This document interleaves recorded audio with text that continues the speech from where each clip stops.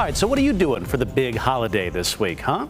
In the past, it seems one of the favorite destinations here was Black Rock, the big Black Rock at the edge of the Great Salt Lake, right between Salt Lake City and Tooele. So today it's an almost unnoticed chunk of rock, but even 175 years ago, it was where folks went for the holiday. In fact, one year, practically the whole city of Salt Lake paraded out to Black Rock for July 4th. Here's Craig Worth with tonight's Worth Watching. 3 cannon blasts woke up the town at daybreak, July 4th, 1851. For about the whole town was going to march to a celebration.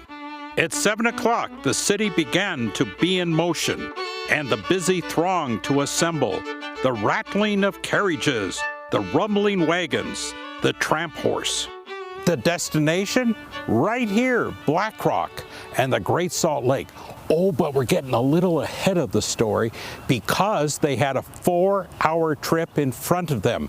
It would not be a silent trip. A big deal in Utah back then were brass bands like these. They traveled in wagons, and they had the best band of them all. Well, Captain Pitts and the Nauvoo Brass Band played patriotic music all the way out here. The band led the parade across the dusty land. Yes, Black Rock. The early pioneers had a special attraction to Black Rock. Pioneer Heber C. Kimball even built a home out here. Parts of that place lasted into the 1950s. And the Pioneer celebration would be one for the ages. 130 carriages in all, heading to the lake. There was a strong wind that day.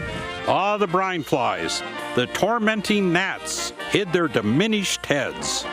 Well, they arrived about 2 o'clock in the afternoon, July 4th, 1851, and it was now time to climb this big rock.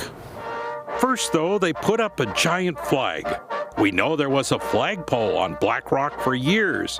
We don't know if this was the later edition or the one they put up for that day and for celebrations to come.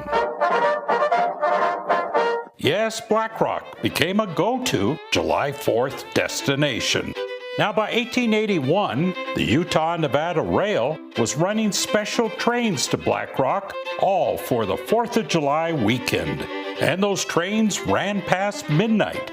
Now, by the 1880s, Black Rock was surrounded by water, which meant special bathing trains were the rage. And they had races from there to Antelope Island. Orson Spencer set the record in 1937, 3 hours and 42 minutes for the 8.12 miles, and that's a lot of salt. Oh, the 4th was so big here on the beach. In the 30s, fireworks from the top of the Black Rock, a beer garden and a free lunch, and 200 new bathhouses. Oh, and dancing all night. This was the place to spend your 4th of July weekend. The pioneers were right those many years before.